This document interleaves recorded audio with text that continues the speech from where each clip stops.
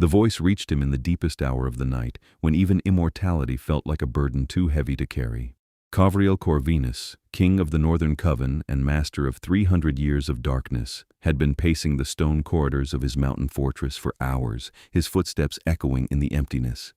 Sleep had abandoned him decades ago, replaced by restless wandering through halls that stretched endlessly beneath the Carpathian peaks. The fortress sat disguised in the modern world as an exclusive castle hotel, its human staff occupying the eastern wing, while his kind moved through the western shadows, never quite touching, two worlds layered atop each other like silk and steel. The song stopped him mid-stride. It was faint, barely audible over the mountain wind that howled through the ancient stones, but it carried something that made his centuries-old heart constrict. Not magic, not enchantment, simply human loneliness transformed into melody, notes that climbed and fell with aching familiarity. He followed it without conscious thought, his body moving before his mind could catalog all the reasons he should return to his chambers. The song led him through corridors he rarely traveled, past tapestries he had commissioned when the world was younger, down the servants' staircase that connected the two halves of his domain. He moved with the silence that came naturally to his kind, pale hands trailing along stone walls that had witnessed empires rise and crumble. The singing grew clearer. A woman's voice, untrained but pure, carrying words in English softened by an accent he couldn't quite place. She sang of home and hills and hands she couldn't hold, and something in Qavriel's chest that he had thought long dead began to ache. He found her in the darkest hallway of the servants' quarters, where the hotel's modern lighting had failed, and moonlight struggled through narrow windows. She sat on the floor with her back against the wall, knees drawn up, still wearing the black dress and white apron of the housekeeping staff. Her hair was the color of honey in sunlight, though he saw it now only in shades of silver and shadow. She sang with her eyes closed, arms wrapped around herself, completely unaware of her audience. Qavriel stood at the corridor's end, utterly still. He had witnessed performances by the greatest singers of every age, had heard operas composed for kings and symphonies that moved nations to tears, but this raw, honest sound from a lonely maid in a darkened hallway unmade him entirely. He didn't announce himself, couldn't. The words died in his throat, unused to speech after so many solitary nights. Instead, he simply listened, his white hair falling across his face, his pale skin seeming to glow faintly in the darkness. He was aware of how he must look, dressed all in black, a figure carved from marble and moonlight, but she never opened her eyes. The song ended. She sighed, wiped at her face with the back of her hand, and pushed herself to standing. Qavriel melted back into the shadows as she gathered her cleaning supplies and walked away down the opposite corridor, her footsteps fading into silence. He stood alone in the dark hallway for a long time after she left, memorizing the melody she had sung. The next morning, he summoned his head of security, a vampire named Severin who had served him for 80 years. They met in Qavriel's private study, a room lined with books in languages that no longer existed, while dawn painted the mountains pink beyond the reinforced windows. "The new maid in the East Wing," Qavriel said without preamble. "The one hired last week. I need her file." Severin's expression remained carefully neutral. "There were 3 new hires last week, my lord, all housekeeping. The one with the honey-colored hair, young. She sings." Something flickered across Severin's face, too quick to name. "Freya Ellsworth, 22, from Cornwall, England, working visa for 1 year. Clean background check, no criminal record, no ties to any hunter organizations." He paused. "Is there a problem?" "No," Qavriel said. "Ensure she's assigned to the upper corridors from now on, the ones near the portrait gallery." "My lord, those corridors don't require daily cleaning." "They do now." Severin bowed, recognizing an order that would not be questioned. As he turned to leave, Qavriel spoke again. "And Severin? This conversation remains between us." "Of course, my lord." Alone again, Qavriel moved to the window and stared out at mountains he had claimed as his domain before any modern nation had drawn its borders. He told himself he was simply curious. that the girl's voice had been a momentary distraction in the endless monotony of immortal existence. That tomorrow night he would forget the melody entirely. He was lying, and he knew it. Freya Ellsworth had come to the Carpathian Mountains because the advertisement had promised good wages, room and board, and a year away from the small coastal town where everyone knew her business and pitied her for it. Her parents had died in a car accident 14 months ago, leaving her with memories and medical debt and a voice she used to comfort herself when the loneliness became too heavy. The Castle Hotel was strange, certainly, ancient and beautiful and somehow unsettling, with its mixture of modern luxury and medieval stone. The other staff members were kind enough, though they seemed divided into factions she didn't quite understand. The human workers kept to the eastern wing and rarely spoke of the owners. The management remained invisible, communicating through memorandums and the stern supervision of Mrs. Thornfield, the head housekeeper who ran the staff with military precision.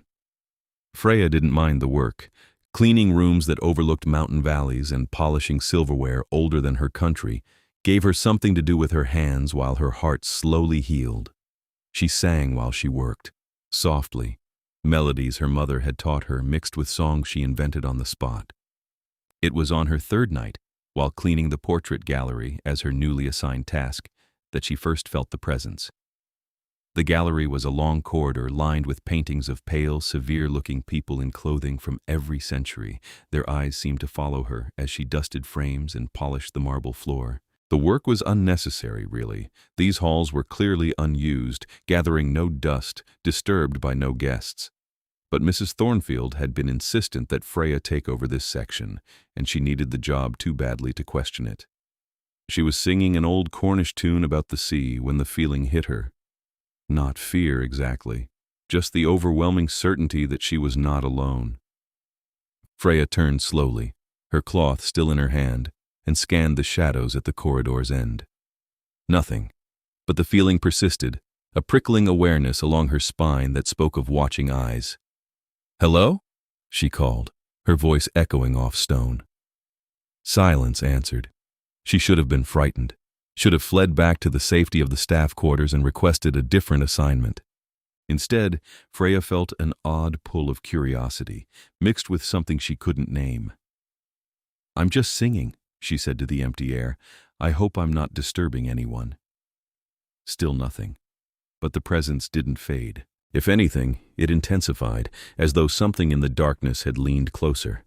Freya made a decision that would have horrified anyone with common sense. She set down her cleaning supplies, walked to the middle of the gallery, and began to sing properly. Not the soft, self-soothing melodies she used for comfort, but a full-voiced song her father had loved, about a knight and a lady, and a love that transcended death. Her voice filled the corridor, rich and clear, bouncing off ancient stones and filling the darkness with light that had nothing to do with lamps or candles. She sang as though she had an audience because in some strange way she knew she did. When the last note faded, she stood in the silence for a long moment. "Tomorrow," she said to the shadows, "I'll sing you something different." Then she gathered her supplies and left, feeling oddly lighter than she had in months. At the corridor's far end, hidden in darkness that welcomed him like a brother, Qavriel stood with his hands clenched at his sides. He had come to hear her again, telling himself it was mere coincidence that he had business near the portrait gallery at exactly this hour. But she had known, had felt him watching, and instead of fleeing, she had sung for him, directly, deliberately, to him. The implications terrified and thrilled him in equal measure. He returned the next night and the night after, always keeping to the shadows where his pale skin and white hair wouldn't betray his presence. Freya came faithfully to the portrait gallery each evening, cleaned diligently for an hour, and then sang. She spoke to him sometimes, casual commentary directed at the darkness. "This one's Irish," she said one night, gesturing to a painting of a particularly severe-looking woman before launching into a Celtic ballad. "My grandmother taught it to me. She said it was about the other world, where the fair folk dwell." "Do you believe in such things?"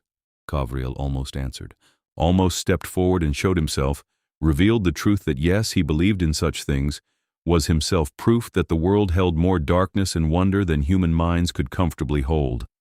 But he remained silent, and Freya smiled at the shadows as though she hadn't expected a response anyway. "I suppose it doesn't matter," she continued. "Belief or disbelief, the songs remain beautiful." She was right, he thought, and her voice grew more beautiful each night. Or perhaps he simply grew more attuned to its particular frequency, the way it resonated in his chest and made him remember what it felt like to be human and young and full of unnamed longing.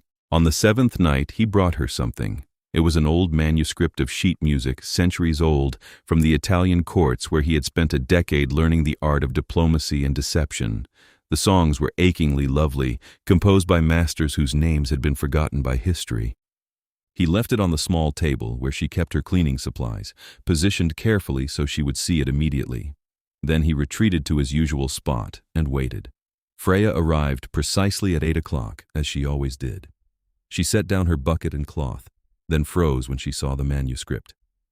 Qavriel watched as she approached it slowly, reverently, her fingers hovering over the aged paper without quite touching. "Did you leave this for me?" she asked the darkness. He said nothing, but his silence was answer enough. Freya carefully lifted the manuscript and carried it to where the light was strongest. Her eyes widened as she studied the musical notation, complex and beautiful and clearly ancient. "I can't accept this," she whispered. "It must be incredibly valuable." When no response came, she looked up toward where he stood hidden. "But I'll borrow it," she decided. "I'll learn these songs and sing them for you. Would you like that?" Qavriel closed his eyes and allowed himself the smallest nod, though he knew she couldn't see him in the darkness. It didn't matter. Something in the air between them had shifted, a connection forming that had nothing to do with sight or speech. Freya spent that evening studying the music instead of cleaning, humming melodies and working through the Italian lyrics with a determination that made Qavriel's dead heart ache. She had a good ear, picking up the complicated patterns quickly, though she stumbled over the pronunciation. "Your V is too soft," he said before he could stop himself. Freya's head snapped up, her eyes searching the shadows with new intensity. "You can speak. Too late to take it back now." Qavriel remained in darkness but allowed himself the small intimacy of conversation. "I can. Will you show yourself?" "No." "Why not?" He considered his answer carefully. "You might stop singing if you saw me." Freya was quiet for a moment, her clever mind clearly working through possibilities. "Are you disfigured?" In a manner of speaking. "I won't stop singing," she said firmly. "I promise." But Qavriel knew better. He had seen how humans reacted to his kind, the instinctive fear that no amount of reason could overcome. The pale skin that seemed to glow in darkness, the white hair that marked him as other, the eyes that held too many centuries and too much hunger. He could not bear to see that fear replace the easy comfort with which she addressed him now. "Tell me your name at least," Freya pressed. Another intimacy, another step towards something that couldn't end well. But he found himself answering anyway. "Qavriel." She tested the name on her tongue, the syllables strange but not unpleasant. "Qavriel, that's unusual." "I'm an unusual man." That made her smile. "I'm Freya, but I suppose you already knew that." "I did." "How long have you been listening to me sing?" "Since the first night, when you sat in the dark hallway and sang of homesickness." Freya's expression softened. "I didn't know anyone heard that. I thought I was alone." "You were, and then you weren't." Something in his tone made her study the shadows more intently, as though trying to see through darkness by sheer force of will. "You sound lonely too," she said quietly. No one had said such a thing to him in longer than he could remember. Vampires didn't speak of loneliness. They spoke of power and territory and the political machinations that governed their eternal existences. Loneliness was a human weakness beneath acknowledgement. But here in the darkness, with this human girl who sang to comfort herself and spoke to shadows as though they were friends, Qavriel found himself telling the truth. Yes. That single word seemed to settle something between them. Freya nodded, accepting his confession as she had accepted his invisible presence, and returned her attention to the manuscript. "Then I'll sing for you every night," she said. "And you can help me with the pronunciation. Deal?" "Deal." So began the strangest and most precious period of Qavriel's long existence. Each night Freya came to the portrait gallery, ostensibly to clean but really to sing. He remained in shadows, invisible but present, offering occasional corrections or comments. She learned the Italian songs, then asked for more. He brought her German lieder, French chansons, Spanish romances, pulling from his personal collection of music that had never been digitized or recorded, that existed only in manuscripts and memory. She was a quick study, her musician's ear picking up nuances of language and melody that would have taken trained singers months to master. But more than her technical skill, it was her emotional honesty that captivated him. She poured her grief and loneliness and hope into every song, transforming ancient melodies into something immediate and alive. They talked too, never about anything too personal, but small exchanges that felt significant nonetheless.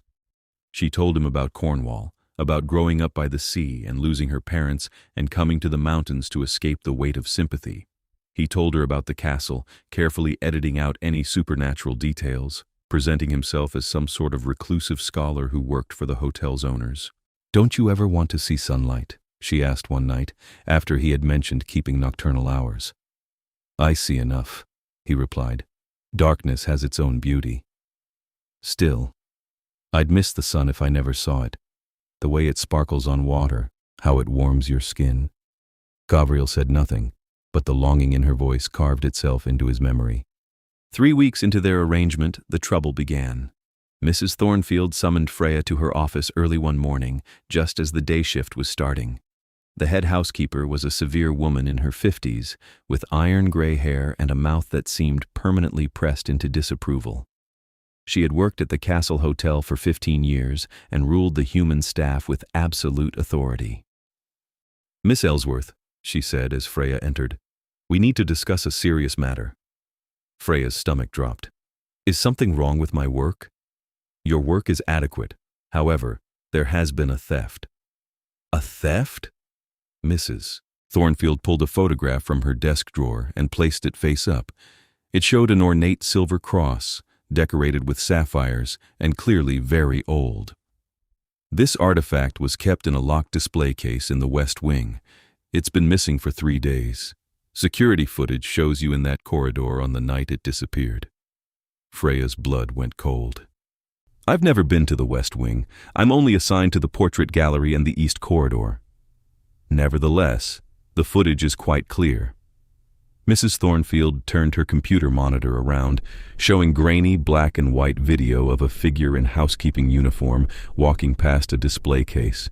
The figure was small and slight, with long hair pulled back in a bun. It could have been Freya. Could have been any of a dozen other maids. "That's not me," Freya said, her voice shaking. "I swear, I've never touched anything in the West Wing." "The evidence suggests otherwise. I'm afraid I have no choice but to terminate your employment, effective immediately. You'll be escorted to your quarters to collect your belongings and then removed from the premises. Be grateful we're not pressing charges." "But I didn't do anything." Freya's voice rose, panic clawing at her throat. "Please, you have to believe me. I need this job. I can't go back to England yet. I don't have anywhere to go." Mrs. Thornfield's expression remained unmoved. "Perhaps you should have considered that before you stole from your employers." 2 security guards appeared at the door, clearly summoned in advance. Freya looked between them and Mrs. Thornfield, her mind racing. This wasn't right. The figure in the video didn't move like her, didn't hold herself the same way. And why would she steal a cross? What would she even do with such a thing? But she had no power here, no way to prove her innocence. She was a foreign worker without connections or resources, facing the word of a woman who held all the authority. The guards stepped forward to escort her out. "Stop!" The word cut through the room like a blade, cold and commanding. Everyone froze. The voice had come from the doorway where a figure now stood. Freya turned and saw him for the first time. He was tall and impossibly pale, his skin the color of fresh snow, almost luminous in the office's fluorescent lighting. His hair fell past his shoulders in waves of pure white, stark against the black clothing he wore. His face was all sharp angles and aristocratic lines, beautiful and severe and utterly inhuman. But it was his eyes that caught her, held her, made her forget to breathe. They were dark as midnight, old as mountains, and fixed on her with an intensity that felt like a physical touch. "Qavriel," she whispered. Something flickered in those ancient eyes. Recognition. Relief. And beneath it, a hunger that should have frightened her, but somehow didn't. Mrs. Thornfield had gone white as chalk. "My lord, I didn't expect we were just handling a personnel matter." "You were accusing an innocent woman of theft," Qavriel said, his voice soft but carrying absolute authority. He moved into the room with inhuman grace, and Freya noticed that the security guards had stepped back, their faces masks of sudden fear. "The evidence," Mrs. Thornfield began, "is fabricated." Qavriel didn't raise his voice, but the words landed with the weight of absolute certainty. "Miss Ellsworth was in the portrait gallery on the night in question. She has been there every night for the past 3 weeks, from 8 until 11. I know this because I have been there with her." Freya's heart hammered against her ribs. He was revealing himself, stepping out of shadows. For her, Mrs. Thornfield's mouth opened and closed. "You were, but my lord, why would you—" "My reasons are my own." Qavriel turned his attention to Freya, and the full force of his focus made her feel pinned like a butterfly to velvet. "Miss Ellsworth, do you have the manuscript I lent you?" Freya nodded mutely, unable to find words. "Bring it to my study tonight at 8. We'll continue our work there, where you won't be subjected to false accusations and manipulation." He looked back at Mrs. Thornfield, and his expression went cold as winter. "You're dismissed from your position, effective immediately. Severin will escort you from the premises within the hour." "But I've done nothing wrong." The head housekeeper's composure finally cracked. "I was just following orders, Lord Corvinus. Surely you understand." "Whose orders?" Mrs. Thornfield's mouth snapped shut. Freya watched in fascination as fear and calculation warred across the woman's face. Qavriel stepped closer to the desk, and despite his slim build and elegant movements, something about him radiated lethal danger. "I will ask once more. Whose orders?" "Lady Nadia," Mrs. Thornfield whispered. "She said the girl was a distraction, that you had been neglecting court business, spending all your time listening to some human sing. She wanted her removed." Freya's mind spun. Lady Nadia. Court business? What exactly was this place? Qavriel's expression didn't change, but the temperature in the room seemed to drop 10 degrees. "Lady Nadia's concern for my schedule is noted. So is her willingness to frame an innocent human to achieve her goals. You'll inform her that I wish to see her in the throne room at midnight. Both of you will answer for this." He turned without waiting for a response, his attention shifting to Freya. When he spoke again, his voice had lost its edge, becoming almost gentle. "Come, I'll escort you back to your quarters." Freya followed in a daze, aware of the security guards practically pressing themselves against the walls to let Qavriel pass. They walked through corridors she had never seen, each one more elaborate than the last, until they reached the servants' quarters. Only when they were alone in the hallway outside her small room did she find her voice. "What are you?"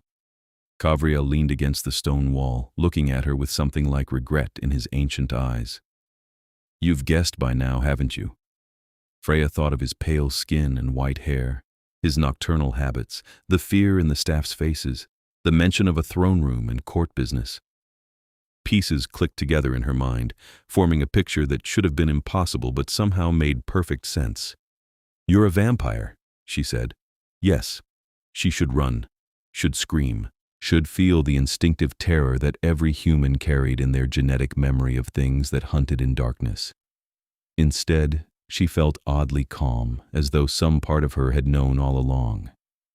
"You own this place," she continued, working through the logic. "The Castle Hotel.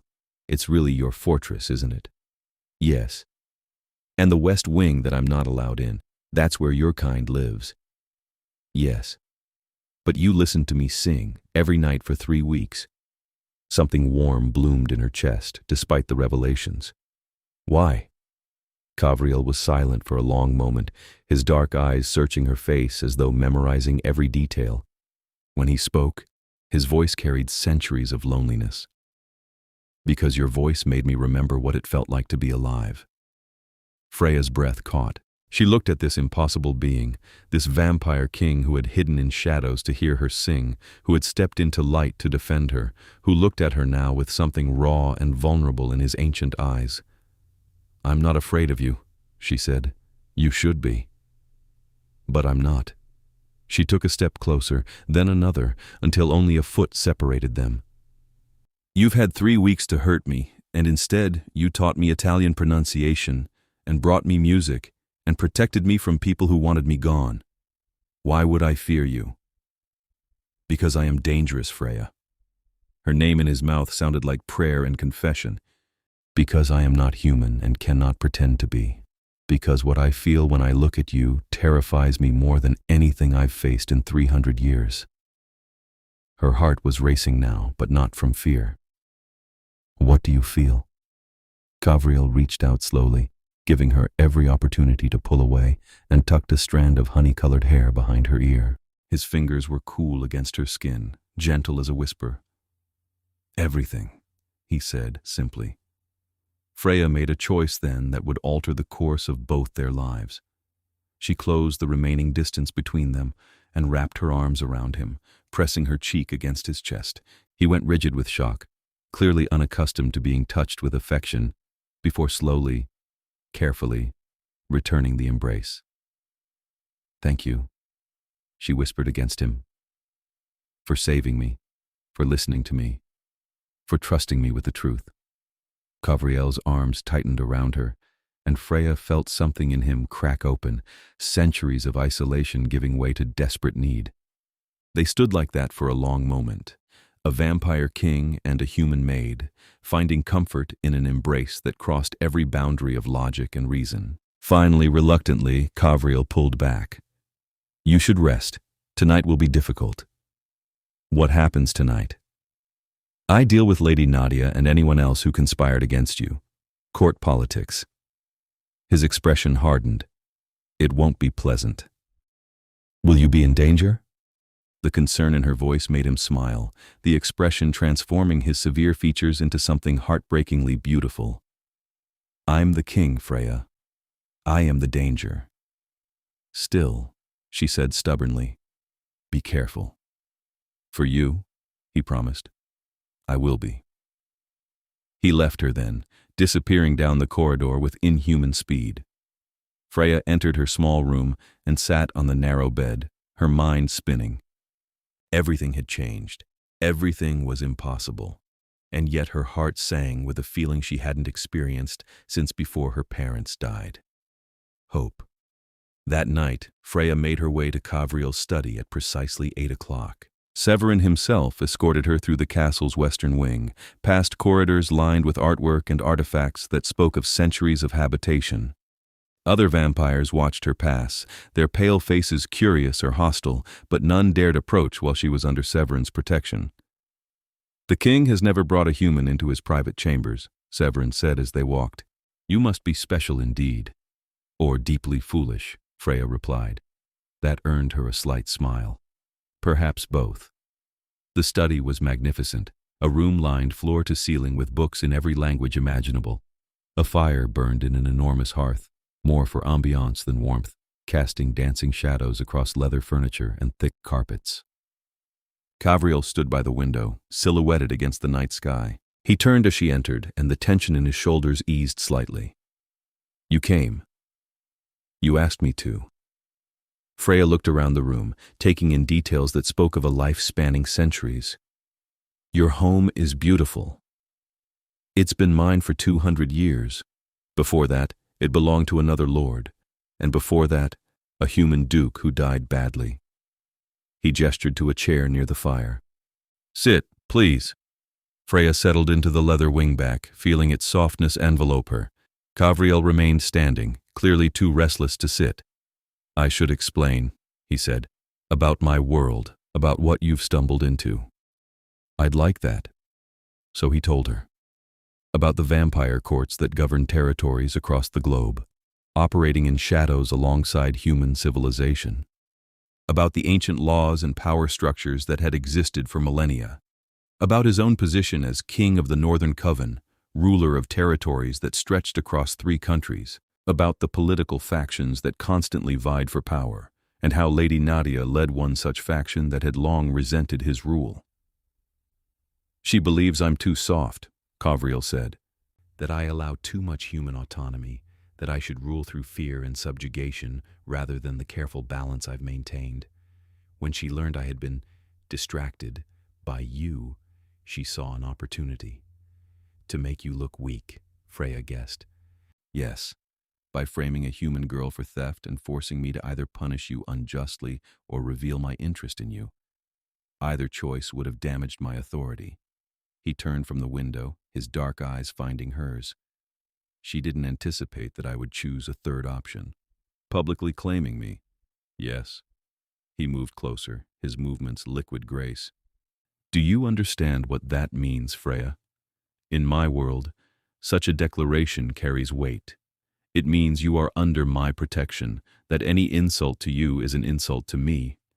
It means—" He trailed off, but Freya could read the unspoken words in his expression. "It means you care about me," she finished softly. "More than I should. More than is wise." Qavriel knelt before her chair, bringing them to eye level. "You should leave this place, Freya. Return to England, to sunlight and safety and a life that doesn't involve vampire politics. I can arrange it. Money, a new position, anything you need." Freya reached out and placed her hand against his cheek, marveling at the coolness of his skin, the way he leaned into her touch like a man starved for affection. "Is that what you want?" she asked. "For me to leave?" "No." The word came out rough, almost painful. "But what I want is selfish and dangerous." "What if I want it too?" Qavriel's eyes closed. "You don't know what you're saying." "Don't I?" Freya leaned forward, her voice steady and certain. "I'm 22 years old, Qavriel. I've lived through tragedy and loss and loneliness that felt like it would never end. And then I came to this strange castle and sang in dark hallways, and someone listened. Someone who brought me music and learned my songs and made me feel less alone. I don't care that you're a vampire. I care that you're kind, even when you pretend to be cold. I care that you protected me when you could have stayed hidden. I care about you." When he opened his eyes again, they burned with an intensity that stole her breath. "If you stay, there will be those who try to hurt you to get to me. Lady Nadia is only the first. There will be others. Then we'll face them together. Freya. Together," she repeated firmly.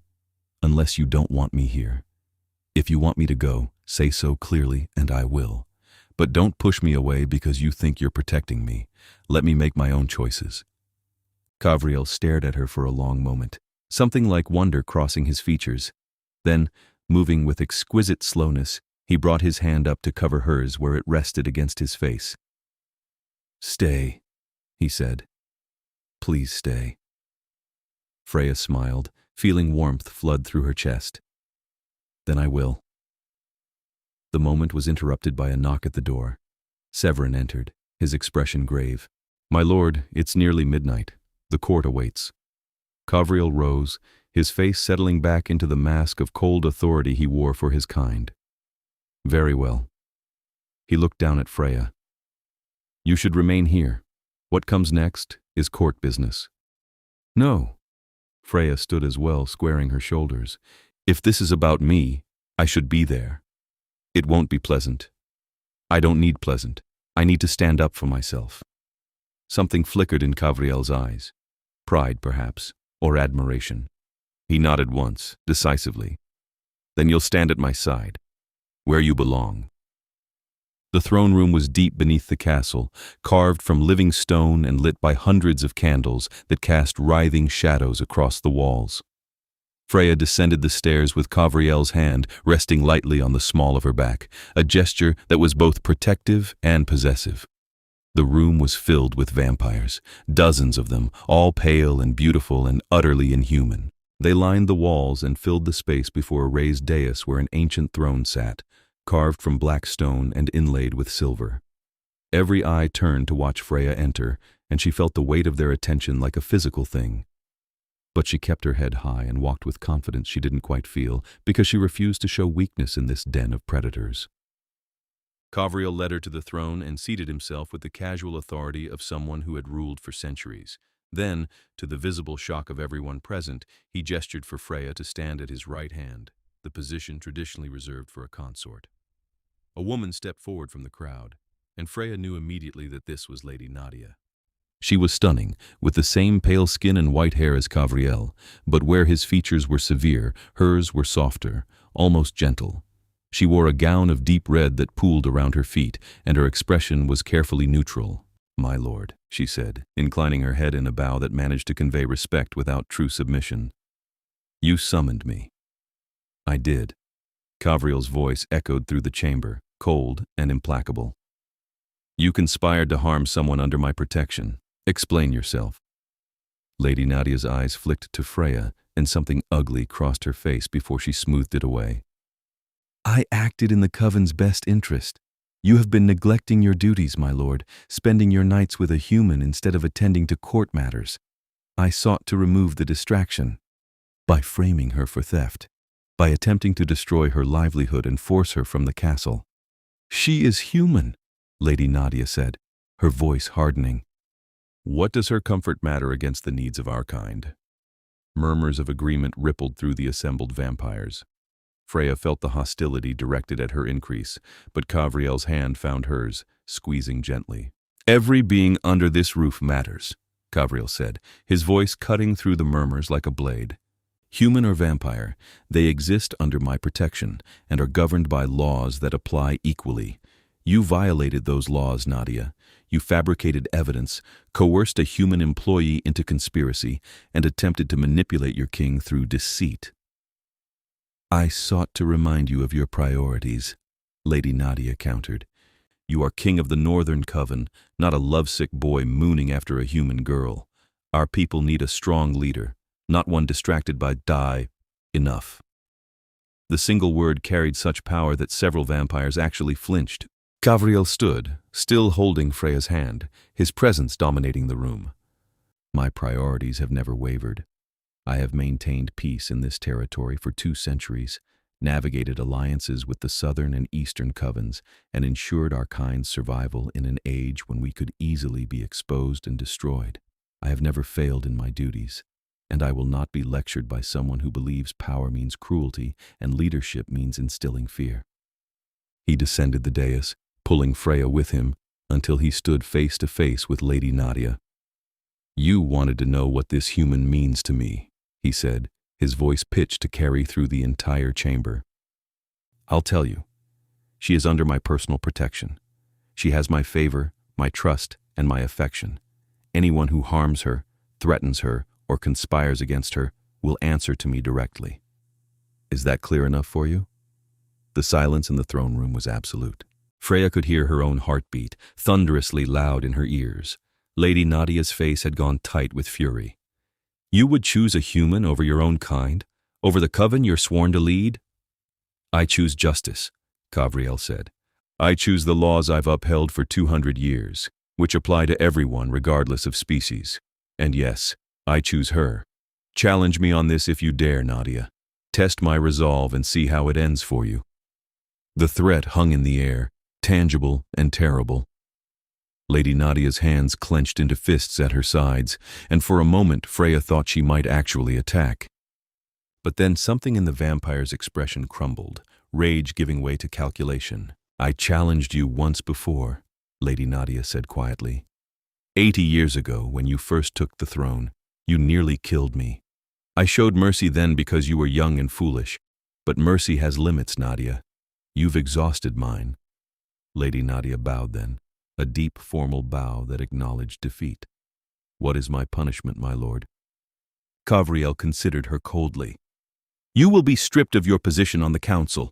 Your lands revert to crown control.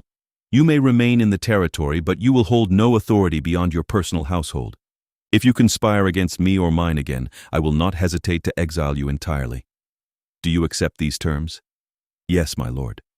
"And Mrs. Thornfield? The human who assisted me has already been dismissed from her position. She'll be banned from the castle grounds entirely, Spread word through the human staff that false accusations and conspiracy will not be tolerated, regardless of who orders them. Qavriel turned to address the full assembly. Let this serve as reminder to all present. I am king by right of strength and law.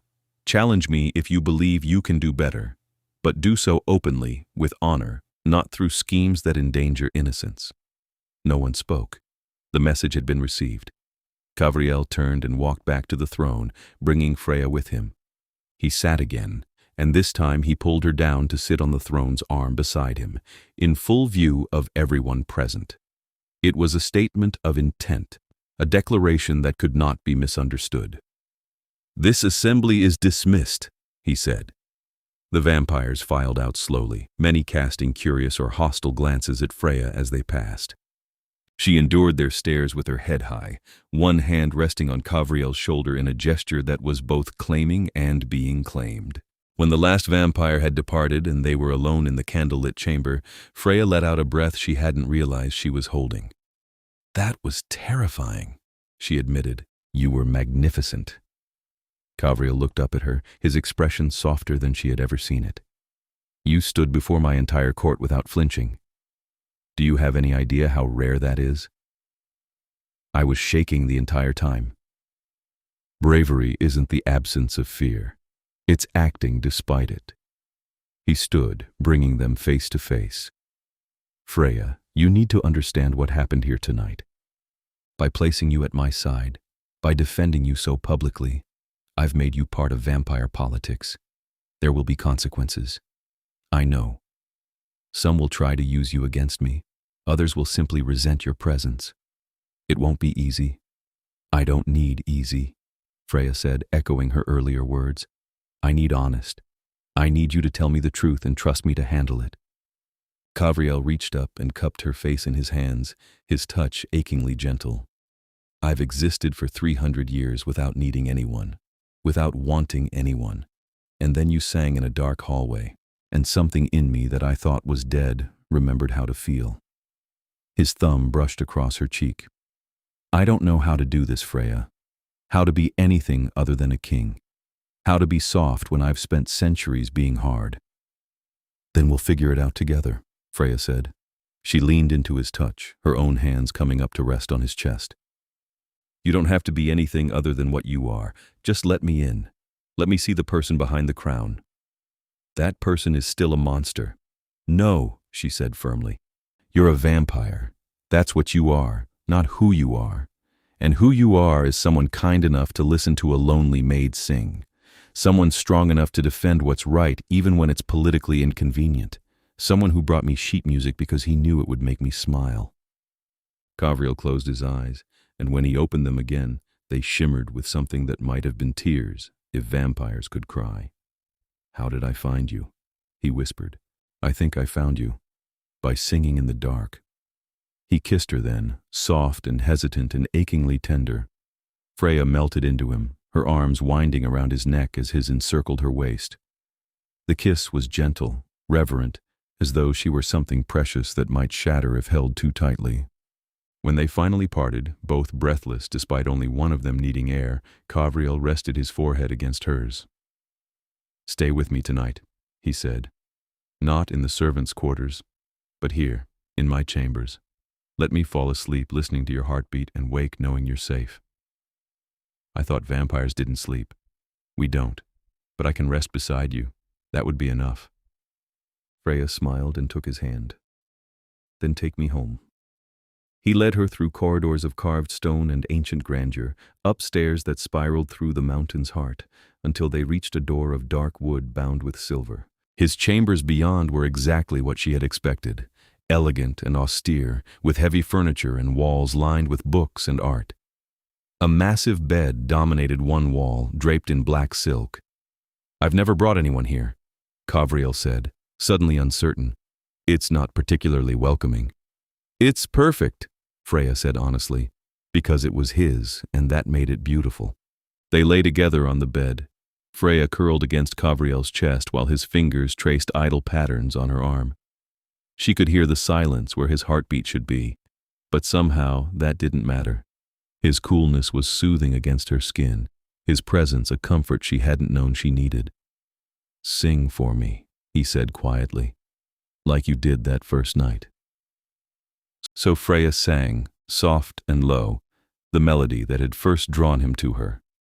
She sang of loneliness and home and the strange comfort of darkness, and when her voice finally faded to silence, she felt his arms tighten around her. "I love you," he said, the words coming out raw and unpracticed. "I don't know how else to say it.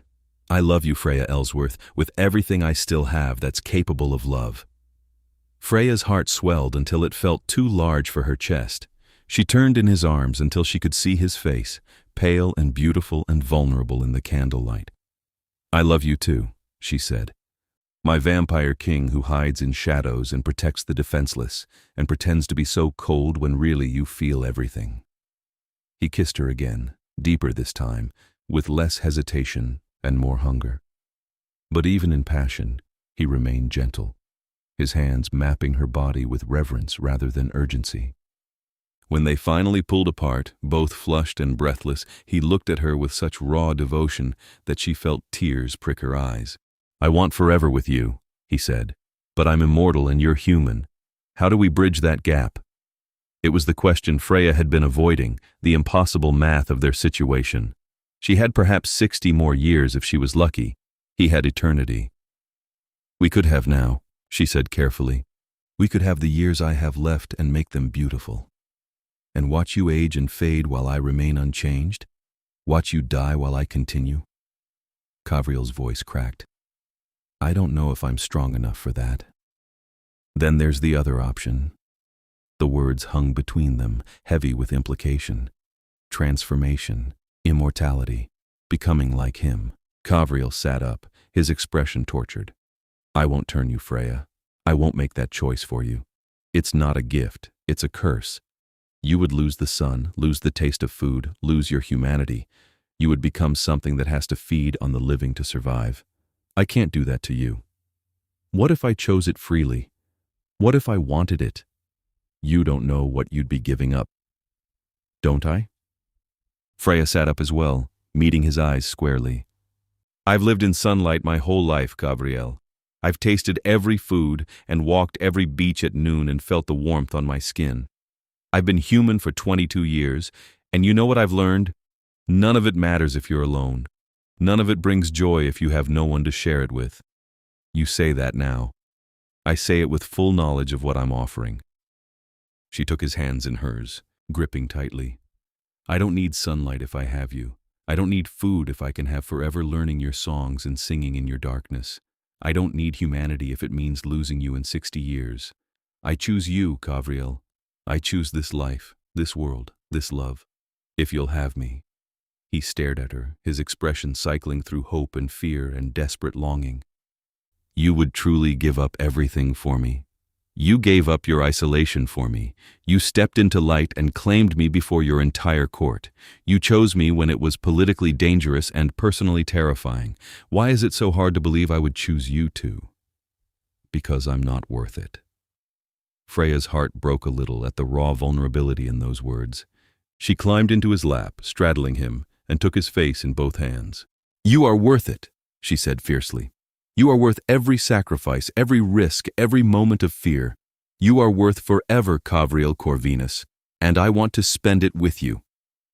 When he kissed her this time, it tasted like tears he couldn't shed and promises he was afraid to make. But beneath it all was love, pure and desperate and real. "Not yet," he said against her lips. "Let me have you human for a while longer. Let me watch you blush and feel your heartbeat, and know that you chose me before transformation bound us together. Give me that gift first." "How long?" "A year. Let's have a year of courting and learning each other. If you still want immortality after that, after truly understanding what it means to be with me, then I'll give it to you. I'll turn you myself and spend eternity making sure you never regret it." Freya considered, then nodded. "A year. But I'm already certain, Qavriel. I already know." "Then you'll still know in a year. And I'll have had time to memorize every moment of you like this." They sealed the agreement with kisses that turned hungry, with touches that mapped new territory, with whispered promises in the darkness. And when Freya finally drifted to sleep in his arms, Qavriel held her through the night, watching her breathe, committing every detail to his perfect immortal memory. The year that followed was both difficult and wonderful. Freya moved from the servants' quarters into chambers adjacent to Qavriel's, a suite of rooms that marked her status as under his personal protection. The human staff treated her with new wariness, uncertain how to interact with someone who belonged to both their world and the vampires. But a few, including a young woman named Sarah from Wales, reached out in genuine friendship. The vampires were more hostile. Lady Nadia kept to her reduced territories, but others made their disapproval clear through cold looks and pointed comments. Freya learned to navigate vampire politics with Severin's patient tutoring, understanding the complex web of alliances and grudges that governed the coven. But she also learned joy. Qavriel courted her with the elaborate formality of someone who had learned romance in centuries past. He brought her gifts, rare books and jewelry that had belonged to queens, dresses made from fabrics that no longer existed. He took her to parts of the castle only he had access to, showed her artifacts and art that museums would wage wars to possess, and they shared music.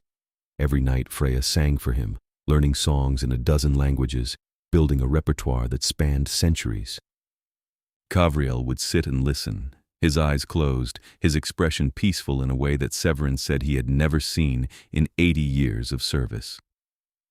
During the day, while Qavriel rested in his chambers protected from the sun, Freya explored the mountains. She hiked trails that wound through ancient forests, stood on peaks where eagles nested, and felt the sun on her face while she still could. She tried to imprint every sensation in her memory, knowing that when she chose transformation, these experiences would become impossible. But she never wavered in her decision. Every sunset she returned to the castle and found Qavriel waiting for her, his face lighting up when he saw her, and Freya knew she had chosen correctly. 6 months into their year, trouble came again. Freya was in the portrait gallery, singing as she often did in the evenings when she felt something wrong. A presence that was not Qavriel's familiar comfort, but something hostile and hungry.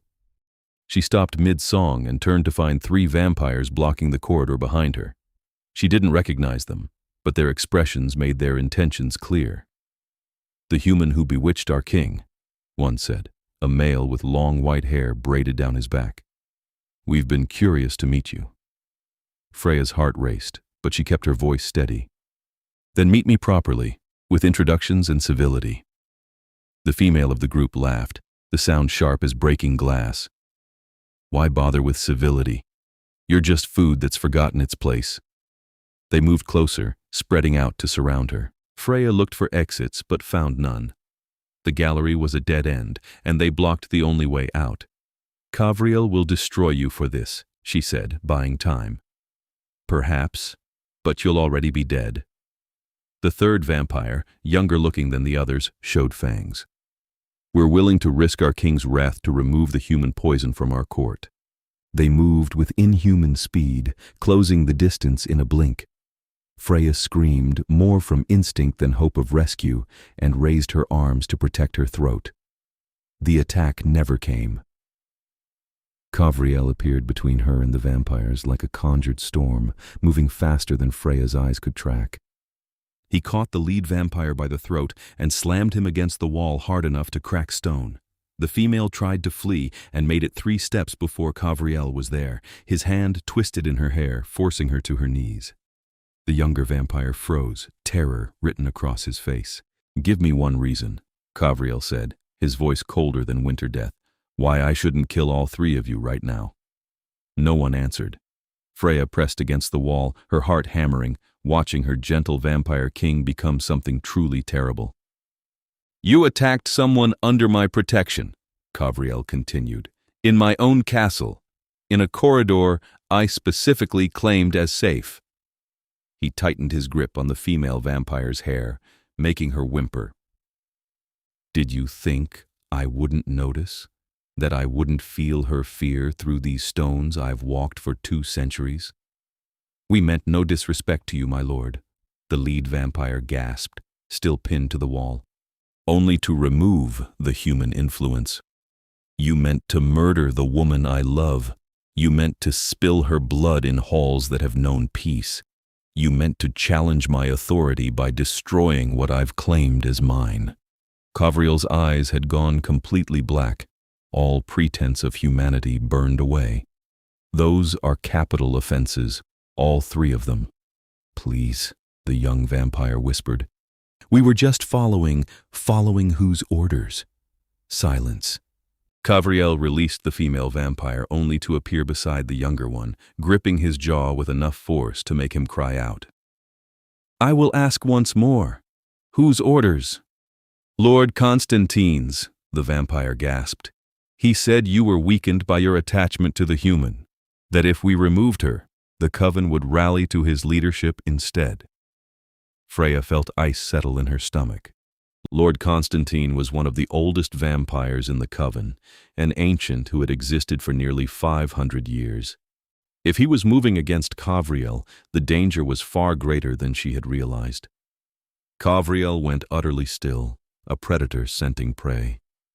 "Constantine," he said softly. "Of course." He released the young vampire and turned to Freya, his expression shifting from terrible anger to desperate concern. "Are you hurt?" Freya shook her head, not trusting her voice. "Go to my chambers. Lock the door. Don't open it for anyone but me or Severin, understand?" "What are you going to do?" "What I should have done months ago." He cupped her face briefly, a fleeting touch. "Trust me?" "Always." He kissed her forehead, then turned back to the three vampires. "You'll come with me to the throne room. You'll repeat what you just told me in front of the entire court, and then you'll face judgment for attempted murder. Move." They moved. Freya fled to Qavriel's chambers and locked herself in, her hands shaking so badly she could barely turn the key. She sat on his bed and wrapped herself in blankets that smelled like him, trying to calm her racing heart. Hours passed. The castle seemed to hold its breath, waiting. Finally, near dawn, the door opened. Qavriel entered, looking weary in a way she had never seen him. There was blood on his hands, and his white hair was disheveled. "Is it over?"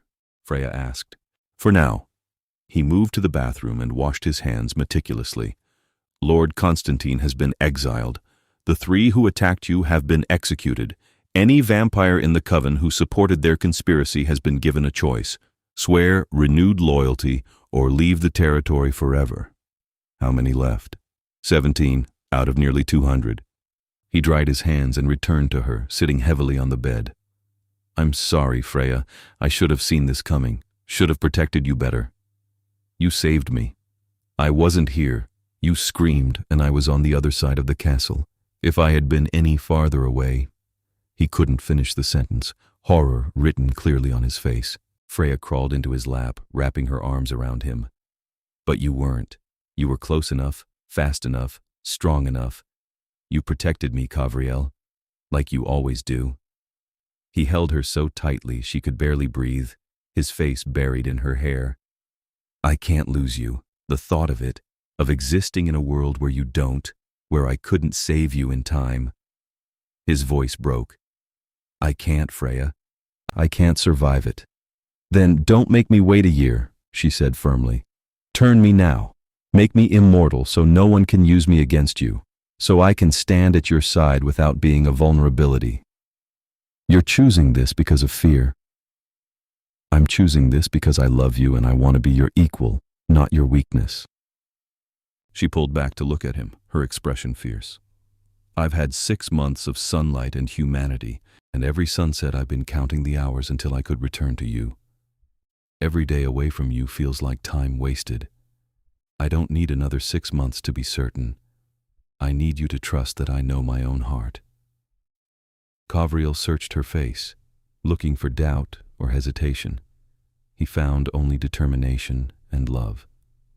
"If I do this," he said slowly, "there's no going back. You'll be vampire forever.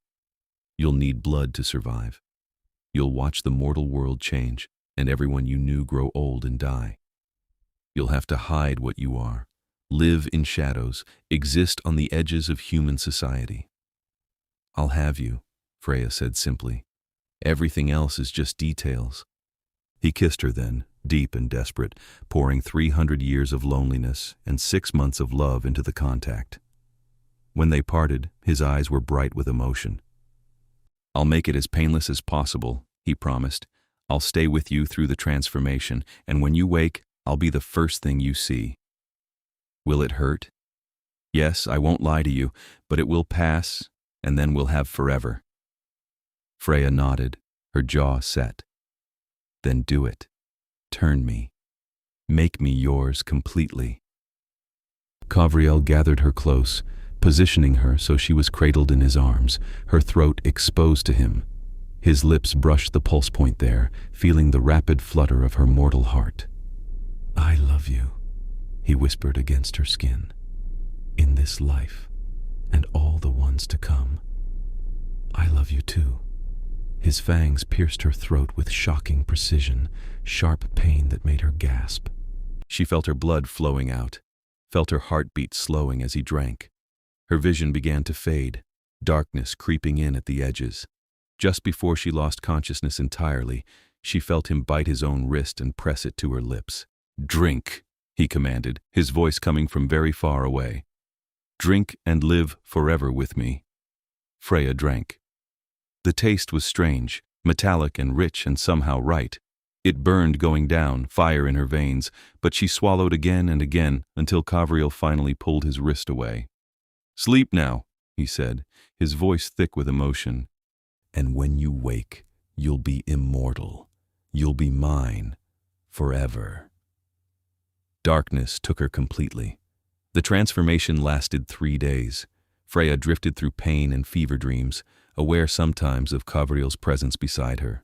His cool hands on her burning skin, his voice reading to her in languages she didn't understand. She felt her body dying and being reborn, cells changing, mortality giving way to something vast and eternal. On the 3rd day, she woke. The first thing she noticed was the silence. Her heartbeat, which had been a constant background rhythm her entire life, was gone. She felt no pulse, no breath in her lungs, no warmth in her skin. The second thing she noticed was Qavriel, sitting beside the bed, watching her with an expression of such hope and fear that it made her chest ache despite her non-beating heart. "Freya," he said softly, "can you hear me?" She sat up slowly, marveling at how easy the movement was, how her body responded with fluid grace it had never possessed before. "I hear you." Relief crashed over his features.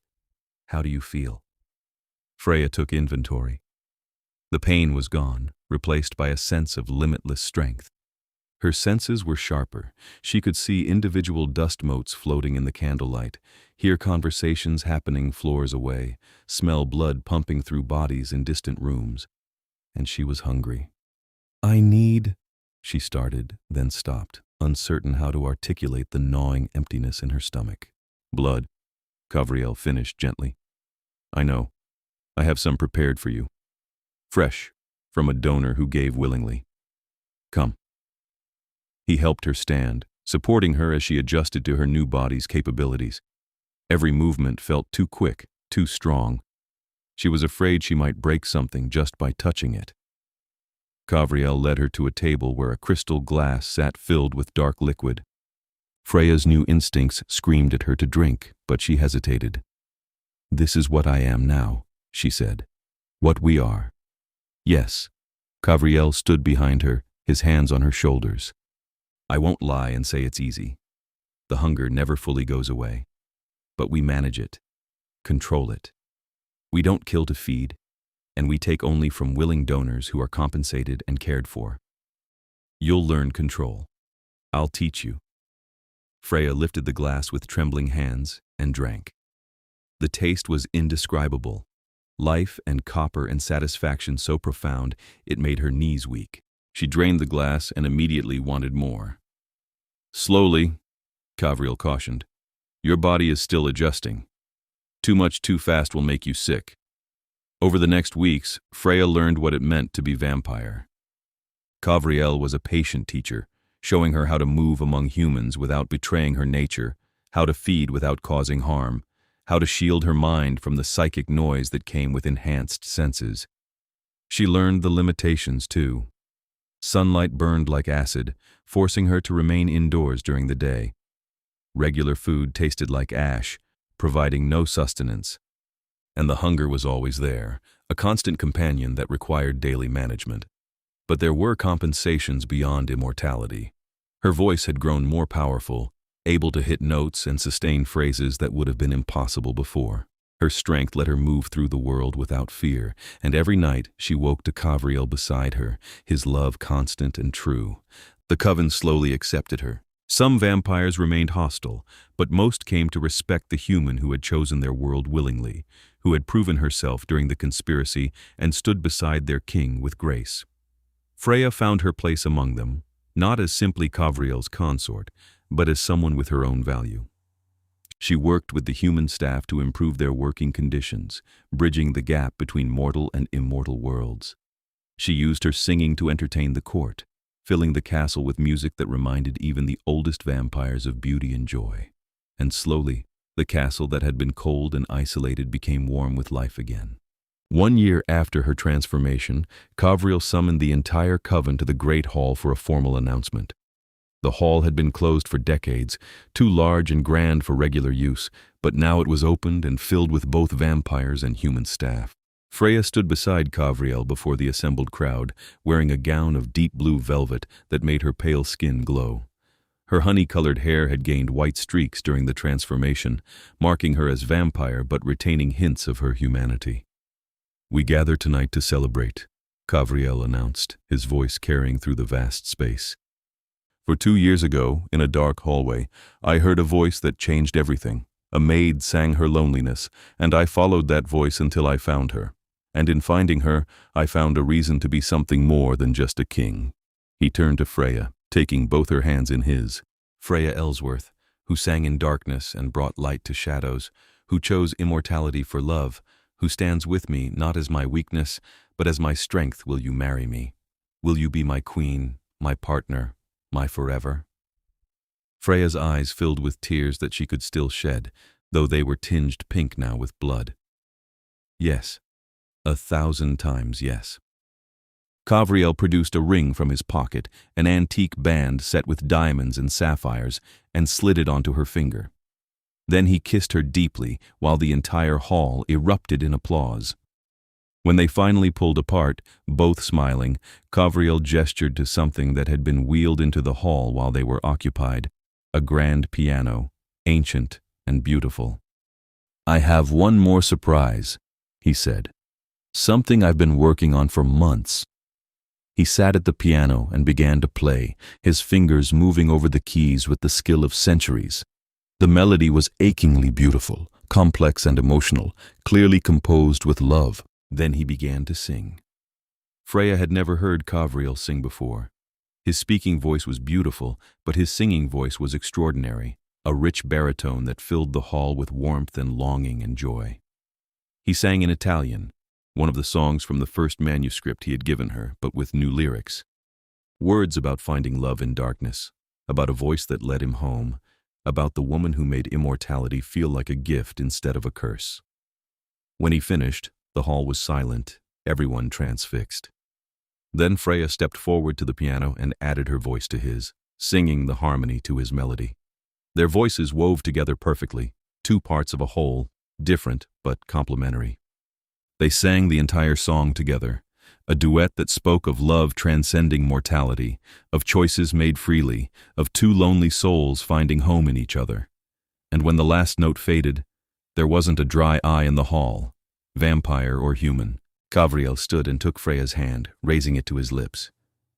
"Thank you," he said softly, "for singing in the dark, for letting me find you, for choosing me." "Thank you for listening," Freya replied, "for stepping out of shadows, for loving me enough to let me become this." They sealed their vows with a kiss, and the great hall filled with music and laughter as the celebration began. Years passed like water, flowing swift and sure. Freya and Qavriel ruled the northern coven together, her warmth tempering his severity, his strength protecting her gentleness. The castle became known as a place of justice and peace, where vampire and human coexisted with mutual respect.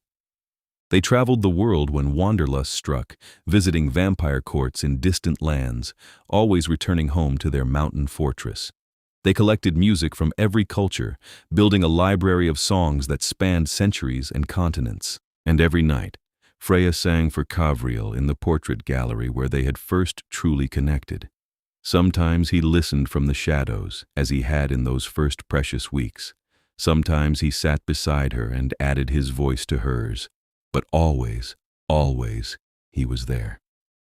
On their 50th wedding anniversary, celebrated in the Great Hall with the full court in attendance, Qavriel presented Freya with a gift, a bound manuscript containing every song she had ever sung for him, notated in his own precise hand, with notes in the margins about what he had felt the first time he heard each melody. "You gave me a reason to exist," he said as she paged through it with trembling hands. "This is my attempt to capture what that means. 50 years of music, 50 years of love, all because you sang in a dark hallway and I was brave enough to follow your voice." Freya closed the manuscript and pulled him close, kissing him with all the passion of 50 years and the promise of thousands more. "I'll sing for you forever," she whispered against his lips, "in darkness and in joy, in sorrow and in triumph. Forever, my love, forever." And in the great hall of the castle, surrounded by their people and their life and their love, they began a duet that would last through centuries, two voices joined in perfect harmony, singing of a maid who sang in darkness, and a king who followed her voice until he found not just a woman, but his salvation. The story could have ended there, with promises of forever and love eternal. But forever is a long time, and their love continued to grow and deepen with each passing year. They faced challenges, certainly. Vampire politics never truly ceased, and there were always those who sought to test Qavriel's rule or Freya's position. But they faced everything together, united in purpose and devotion. Severin eventually stepped down as head of security, claiming he wanted to travel and see the world beyond the mountains. At his farewell celebration, he pulled Freya aside and spoke words that she would treasure forever. "I served Lord Corvinus for nearly 200 years, he said, "and in all that time I never saw him smile. Not once. But you made him remember how. You saved him, Lady Freya, as surely as he saved you." "We saved each other," Freya corrected gently. Severin smiled. "Yes, I suppose you did." On their 100th anniversary, the coven held a festival that lasted 3 nights, with vampires traveling from across the globe to pay their respects to the king and queen whose love had become legendary. Lady Nadia came, older and humbled by time, and asked for a private audience. Freya met with her in the portrait gallery, surrounded by the paintings that had witnessed the beginning of her love story. "I came to apologize," Lady Nadia said without preamble, "for the conspiracy, for trying to drive you away, for not understanding what you meant to him, to us all." "That was a long time ago," Freya said. "But the guilt is fresh." Lady Nadia met her eyes. "You brought warmth back to the coven. You reminded us that immortality doesn't have to mean isolation, that we can love and be loved. I was wrong to see you as weakness. You were always strength." Freya considered the vampire who had once been her enemy, seeing genuine remorse and hard-won wisdom. "Thank you," she said simply. "I forgive you." Lady Nadia bowed deeply, tears on her cheeks. "You are a better queen than I ever would have been." After she left, Qavriel emerged from the shadows where he had been listening. "You didn't have to forgive her." "I know, but holding grudges for centuries seems exhausting." Freya smiled at him. "Besides, she was right about one thing. I am strong. You taught me that." Qavriel pulled her into his arms. "No, my love. You taught me that strength comes in many forms. I was just paying attention." They stood together in the gallery, surrounded by portraits of vampires long dead, alive in their own forever. Time continued its endless march. The mortal world changed rapidly around them. Technology advanced, borders shifted. The castle hotel adapted to serve a new generation of human guests who had no idea they slept under the same roof as immortal predators. But some things remained constant. Every night Freya sang. Every night Qavriel listened. And every night they fell in love again, as fresh and new as that first moment when a lonely maid's voice reached a vampire king in the darkness. On their 200th anniversary, they stood together on the castle's highest tower, watching stars wheel overhead in patterns that had existed long before humans walked the earth and would continue long after. "Do you ever regret it?" Qavriel asked, the question he had asked 1,000 times and would ask 1,000 more. "Giving up mortality, the sun, the human life you could have had?" Freya leaned into him, perfectly at peace. "Never. Not once. Not even for a moment." "How can you be so certain?" "Because every night I wake beside you and feel grateful. Because immortality means I'll never run out of time to love you. Because you are worth every sacrifice, every limitation, every consequence." She turned to face him, her eyes reflecting starlight. "I sang in darkness because I was lonely, Qavriel, but you found me, and I've never been lonely since. How could I regret that?" He kissed her under the stars, this vampire king and his queen, and the night wrapped around them like a blessing. Far below in the castle, in the portrait gallery where their story began, a new painting hung. It showed a vampire king and a human maid, forever frozen in the moment before everything changed. Her mouth was open in song, his face turned toward her in wonder, and between them flowed the music that had bridged the gap between two impossible worlds. The artist had captured something essential in the painting, something that every vampire who saw it could feel: hope. The possibility that even immortal loneliness could be healed, that love was stronger than darkness, that sometimes the bravest thing was simply to follow a voice into the unknown and see where it led. And in the centuries that followed, that painting became a symbol for the coven. When young vampires struggled with the weight of eternity, they were brought to see it and told the story of the maid who sang and the king who listened. When humans joined their ranks through transformation, they were shown the portrait and reminded that they were choosing not just immortality, but love. Freya and Qavriel's story became the foundation upon which a new kind of vampire society was built, one that valued connection over isolation, that recognized strength in vulnerability, that understood love was not weakness, but the greatest power of all. 300 years after that first night in the dark hallway, the castle stood as it always had, ancient stone holding centuries of secrets. But within those walls, warmth and music filled the spaces that had once known only silence, and every night, without fail, a voice rose in the portrait gallery. Sometimes it sang alone, sometimes in harmony with another, but always, always, it sang of love that transcended death, of choices made freely, of two souls who found each other in darkness and created their own light. Freya and Qavriel, queen and king, partners and lovers, stood together in their forever, and they sang. The end.